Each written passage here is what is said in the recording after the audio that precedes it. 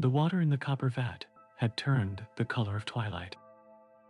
Somewhere between purple and the deepest blue, it held the last light of the day in its surface. The wool dyer stood beside it, watching the steam rise in slow curling threads toward the rafters above. The dye house was warm and damp, as it always was. The stone floor held puddles in its low places, reflections of the windows that lined the upper walls. Through those windows, the sky was shifting from gold to rose, the sun already hidden behind the hills that surrounded this valley. This was the hour when the work of the day gentled into something quieter. The fires beneath the vats had been banked to low embers. The wool that had been dyed through the afternoon hung now on wooden racks, dripping slowly, each skein a different shade depending on how long it had soaked. The dyer moved between the racks, checking the wool with practiced hands. The fibers were still warm from the dye bath, still releasing their excess color in thin streams that ran down to join the puddles on the floor. Each skein would need to dry completely before it could be judged. The true color only revealed itself when the wool was fully dry, when the water no longer darkened the fibers. The smell of the dye house was particular and familiar. The sharp tang of the mordant that fixed color to fiber. The earthy scent of the plant materials that gave the dyes their hues. The warm animal smell of wet wool, lanolin releasing as the fibers soaked. All of it mixed together into something that visitors found overwhelming, but that the dyer no longer noticed. Along the far wall, jars and baskets held the raw materials of the craft. Dried plants gathered through the seasons, roots dug from hillsides and riverbanks, bark stripped from certain trees at certain times of year, lichens scraped from rocks in the high places where they grew slowly over decades. Each one capable of yielding color when treated properly, when combined with water and heat and time. The wood had been harvested in late summer, its leaves dried and fermented into balls that now sat in a basket near the largest vat. When crushed and mixed with water, they would release their blue, a blue that had colored cloth in this region for longer than anyone could remember. The recipe had been passed from one dyer to another, the knowledge preserved in hands and memory rather than written words. The dyer lifted a skein of wool from the rack and held it toward the fading light from the windows. The color was deep and even, no streaks or pale spots where the dye had not penetrated fully. This was what the craft demanded. Patience and attention, willingness to check and recheck, to adjust and wait and adjust again. The wool was returned to its place on the rack. Tomorrow, it would be dry enough to evaluate properly. Tonight, there was only this tending, this quiet observation, this being present while the colors set and the water dripped and the evening settled over the dye house. Outside, the sounds of the village had grown softer. The activity of the day was winding down, families gathering for evening meals, animals being settled for the night. Through the dye house walls, these sounds arrived muffled and distant, more feeling than hearing. The world continuing its routines while the dyer continued theirs. The fire beneath the largest vat needed attention. The dyer moved to it, adding small pieces of wood to the coals, not enough to raise the temperature, but enough to maintain it through the night. Some dyes required long soaking, 12 hours or more. The wool left to absorb color slowly in water that stayed just warm enough to keep the process active. The wood caught and flared briefly before settling into a steady low burn. The coals beneath it glowed orange in the dimming light of the dye house.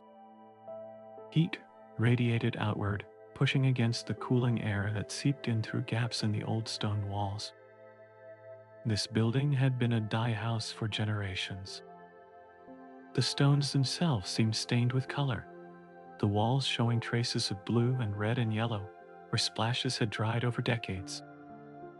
The wooden beams overhead were darkened, not by smoke, but by steam, by the constant moisture that rose from the vats and condensed on every surface.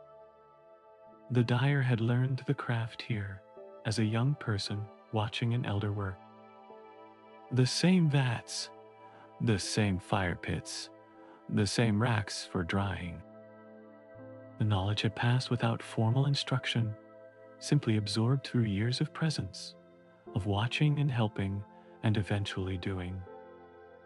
Now the elder was gone and the dyer worked alone, but the patterns remained the same. The light through the windows had shifted to gray now.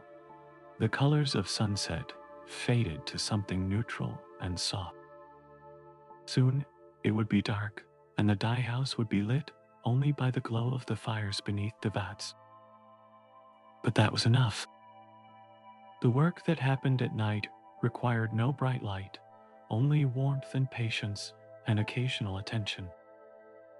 A wooden chair sat near the largest vat, positioned close enough to feel the heat, but far enough to avoid the splashes.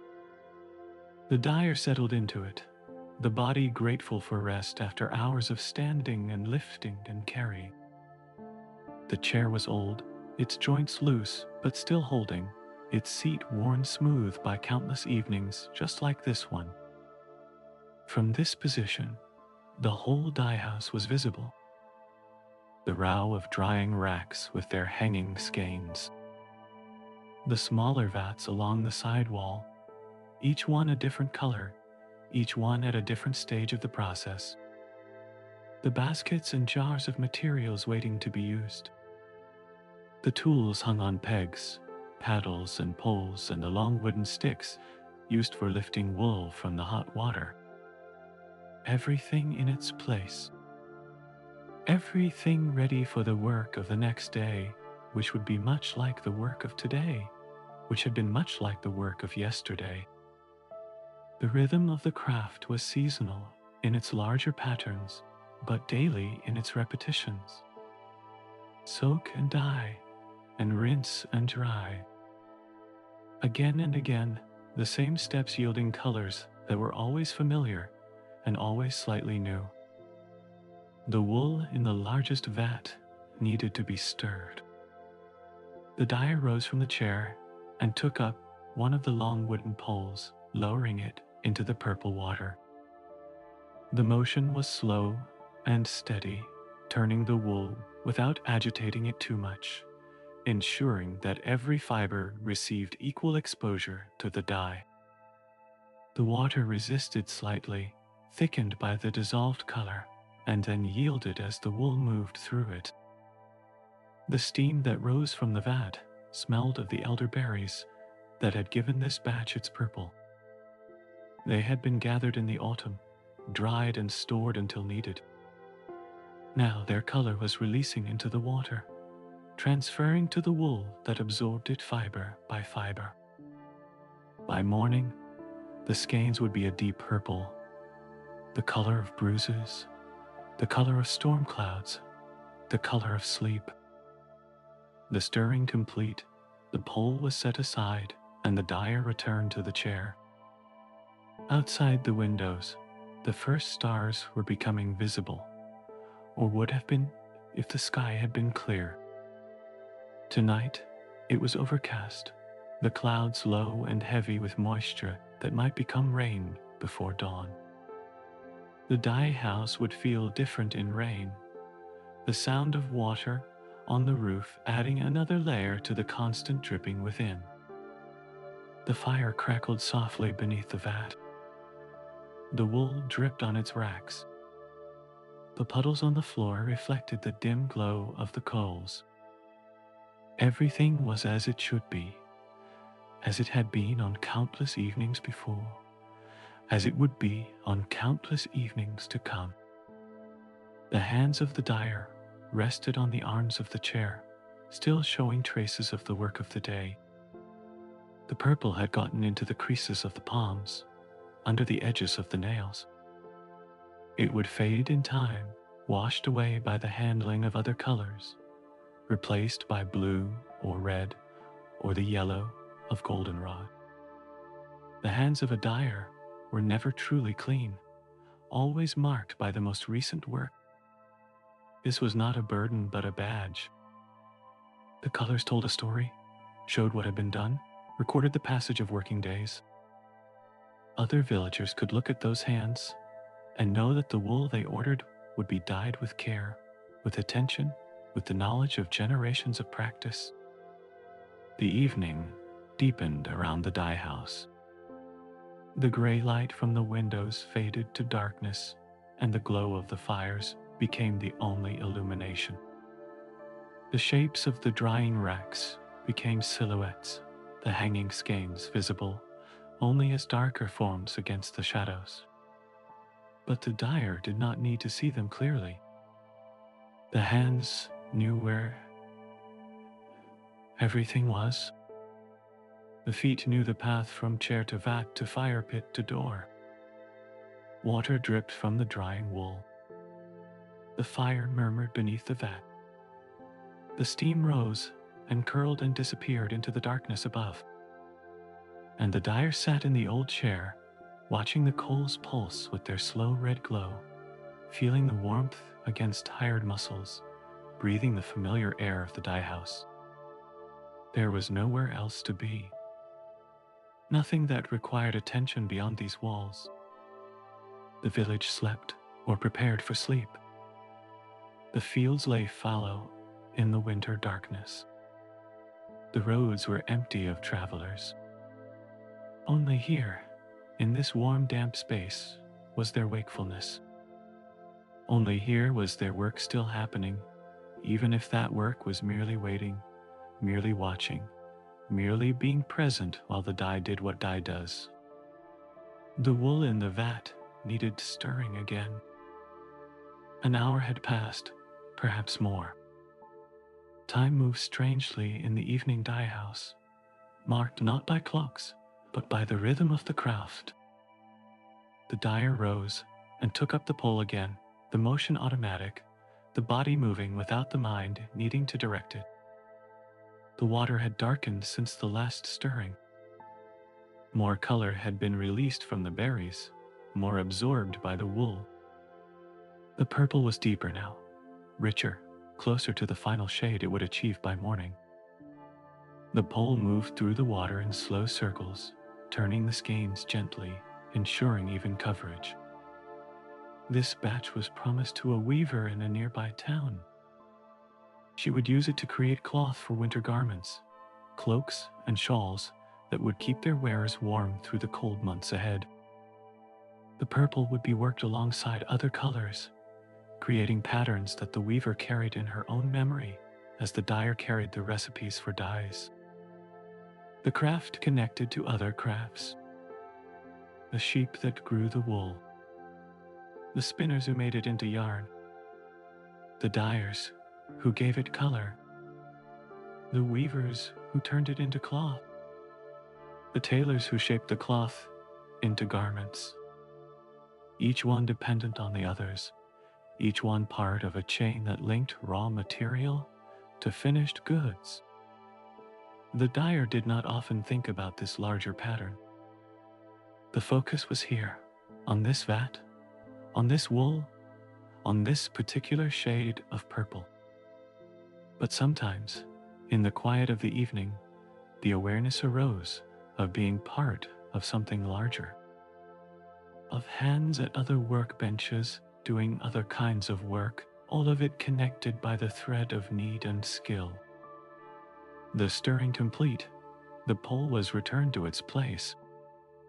The dyer stretched, arms reaching upward, spine releasing the compression of sitting. The body was tired, but not exhausted. The work of the dye house was physical, but not violent. lifting and stirring and carrying, repeated through the hours, but never rushed, never strained. The chair welcomed the dyer back. Its familiar contours, its particular way of supporting the body. How many hours had been spent in this chair, watching vats, waiting for colors, tending fires through the night. Enough hours to wear the seat smooth, to loosen the joints, to make it as much a part of the dye house as the vats and racks. The rain began sometime later. First, just a whisper on the roof, barely distinguishable from the sounds within. Then growing louder, more insistent, the drops finding their rhythm. The dye house had always been a shelter from weather, its thick walls holding warmth inside while the storms passed outside. Tonight was no different. The sound of rain on stone was soothing in its constancy. It asked for no response, required no action. It simply fell, as rain had fallen on this building for generations, running off the roof and down the walls, and into the ground that surrounded the dye house. By morning, there would be new puddles in the courtyard, new mud on the paths. But that was a concern for morning. The fire needed tending again. The dyer added wood, watching the flames catch and spread, feeling the pulse of heat intensify briefly before settling back to its steady glow. The vat responded, the water warming by a degree, the steam rising a little thicker for a few minutes. Then everything balanced again, finding the temperature that would hold through the remaining hours of night. The wool on the drying racks had stopped dripping. The skeins hung limp and still, their excess water shed, their fibers beginning the slow process of drying. By tomorrow afternoon, they would be ready to touch, ready to evaluate, ready to be approved or returned to the vat for another round of dyeing. Most would be right. A few might need adjustment. The craft allowed for refinement, for correction, for the patient pursuit of exactness. The eyes of the dyer had grown heavy, not with true sleep, but with that half state that came in the quiet hours, aware of the dye house, of the need to tend the fire and stir the wool, but drifting in the spaces between those tasks. The mind wandering to no particular place, following threads of thought that led nowhere and meant nothing.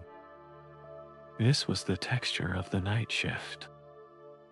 Periods of activity followed by periods of rest. The craft accommodating the need of the body for both, the timing dictating when attention was required and when it could be released. The dyer had learned this rhythm long ago, had made peace with the strange schedule that the work demanded. The rain continued on the roof. The fire continued beneath the vat. The wool continued soaking in its purple bath. And the dyer continued sitting in the old chair, sometimes awake and sometimes drifting, always present in the warm, dim space of the dye house. Another stirring. The hour marked by the pole, moving through the water, the wool turning in its endless slow rotation. The color was very deep now, almost black in the low light, though morning would reveal it as the purple it truly was. The transformation nearly complete, the fibers saturated with the pigment they would carry into the hands of the weaver. The dyer returned to the chair and let the eyes close. Not sleeping, but not fully awake either. The sounds of the dye house continuing, the rain and the fire, and the settling of the old building around its occupant. The warmth holding steady, neither too hot nor too cold. The particular smell of wet wool and plant, dye, and burning wood mixing together into something that meant home. The night was halfway done, The stars, invisible behind the clouds, had wheeled from one position to another. The village had long since gone quiet, even the dogs asleep in their shelters, even the night birds silent in the rain. Only the dye house showed signs of life, its fires burning, its tender keeping watch. The wool would be ready by morning. The skeins on the racks would be dry enough to evaluate. A new batch could be started, a new color, a new order from a customer fulfilled.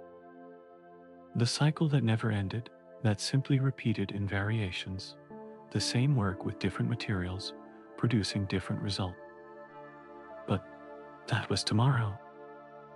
That was the morning light through the windows, the renewed activity, the visitors who might come to collect their orders or place new ones. Tonight was for this quiet tending, this slow watching, this being alone in a space that required presence but not conversation. The fire needed another piece of wood. The dyer rose and added it, watching the flames accept the offering, feeling the brief surge of heat before it steadied. The coals beneath were deep and red, a bed of warmth that would carry through until dawn. The wood supply beside the fire pit was sufficient. No need to venture out into the rain for more. The chair received the dyer back. The comfortable old chair with its worn arms and its slightly crooked legs. How many dyers before had sat in this chair, watching these same vats, tending these same fires?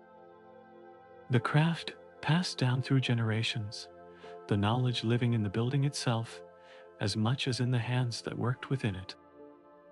The rain had gentled to a steady mist. The roof no longer rang with the impact of drops, just whispered with the constant falling of fine water. The dye house seemed to settle more deeply into itself, the dampness of the air adding to the dampness within, everything soft and heavy with moisture. The wool on the drying racks would take longer to dry in this weather. The air could hold no more water, could pull none from the fibers that hung waiting. But that was acceptable. The craft moved at its own pace, faster in dry weather, slower in wet. The dyer had learned not to fight this, had learned to adjust expectations to conditions rather than conditions to expectations. Another stirring, another slow rotation of wool through purple water. The motion so familiar that the body performed it without thought, the arms moving the pole in its accustomed path, the wool responding with its accustomed yield. How many thousands of times had this motion been repeated by these hands and by the hands before? The number was uncountable, had never been counted. It simply was. The steam rose from the vat as always. The fire glowed as always. The rain fell as often it had fallen. Nothing in this night was new, and that sameness was a comfort. The world predictable within these walls, the outcomes known, the work understandable. Outside, life could be uncertain, could bring surprises both welcome and unwelcome. Inside the dye house, there was only the craft and its reliable demands. The morning would come eventually. The gray light would seep through the windows, replacing the glow of the fires. The rain might stop, or might continue. The wool in the vat would be ready to lift out and hang, its purple complete, its purpose achieved. The new day would begin, and with it, the next round of work. But the morning was still hours away. The night held the dye house in its quiet embrace, the darkness outside pressing against the windows, the warmth inside pressing back. The dyer sat in the old chair and watched the coals pulse, and felt the time passing in the way that time passes when there is nothing to do but wait. The body had grown heavier, more reluctant to rise for the next stirring. The legs protested slightly when asked to carry weight. The arms complained mildly when lifting the pole. This was tiredness, honest tiredness, the kind that came from work done fully. It would be satisfied by sleep when sleep came, but for now it was simply present, a companion to the waiting. The last stirring of the night. The wool turning one final time, the color checked, though the darkness made true evaluation impossible. The hands of the dyer knew by feel that the fibers had accepted the dye, that the transformation was complete. The morning would confirm what the night already knew. The pole was set aside for the last time. The fire was checked. The coals sufficient to last until dawn without additional wood. The drying racks were glanced at, the shapes of the skeins visible enough to confirm that nothing had fallen. Nothing needed adjustment. Everything in order, everything as it should be. The chair received the dyer one more time. The body settling into its familiar curves, the weight releasing into the support of the old wood. The eyes closing, not to sleep, but to rest. The sounds of the dye house fading into the background, becoming a kind of silence, a kind of peace. The rain continued its gentle falling. The fire continued its steady burning. The wool continued its slow soaking. And the dyer rested, as dyers had rested in this chair for generations, waiting for the morning that would come when it came, content in the knowledge that the work was well tended. The colors were setting true. The craft was being honored as it deserved. The first light came gray and soft, barely distinguishable from the darkness it replaced. The windows showed nothing at first, then gradually revealed the shapes of the trees beyond, the outlines of the neighboring buildings, the familiar view that greeted every morning in the dye house. The fire had burned low, the coals now gray with ash, their heat diminished but not extinguished. The dyer rose from the chair with stiff joints and went to tend them, adding kindling first, then small pieces of wood, nursing the fire back to useful strength. The warmth spread outward again, pushing back the chill that the rain had brought. The wool in the vat was ready to be lifted. The dyer took up the pole and raised the first skein, letting the water stream from it in purple rivers that ran back into the vat. The color was deep and even, exactly what had been hoped for. The skein was carried to an empty place on the drying rack and hung there, joining the others that had been dyed in days before. One by one, the skeins were lifted from the vat. Each one examined briefly. Each one approved. Each one hung to begin its drying. The work took time, but not thought. The body moved through the familiar motions, while the mind wandered where it would. The rain had stopped sometime in the early hours. The clouds were beginning to break apart, showing glimpses of blue between their gray edges. The air that came through the gaps in the dye house walls smelled of wet earth and new growth, the smell of a world washed clean. The last skein was hung. The vat was left to cool, its purple water no longer needed, ready to be emptied and cleaned for the next batch. The dyer surveyed the racks, the rows of hanging wool in various colors at various stages of drying. Blue and purple and red and yellow.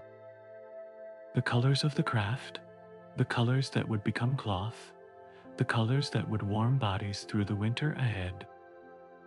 The morning was fully arrived now.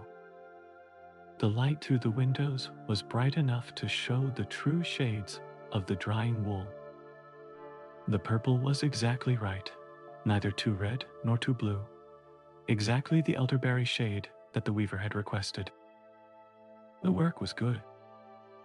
The watch of the night had been worth keeping. The dye house would need cleaning before the work of the day could begin. The puddles swept toward the drains. The tools organized. The materials checked and inventoried. But first, a moment of stillness. A moment to stand in the morning light and feel the satisfaction of completed work. The dyer moved to the doorway and looked out at the wet world. The courtyard was puddles and mud, but beyond it, the hills were green with the rain, the colors deeper than they had been before. Smoke rose from chimneys in the village, breakfast fires being lit, the day beginning for everyone. Soon, there would be visitors. Customers coming to collect their wool or place new orders.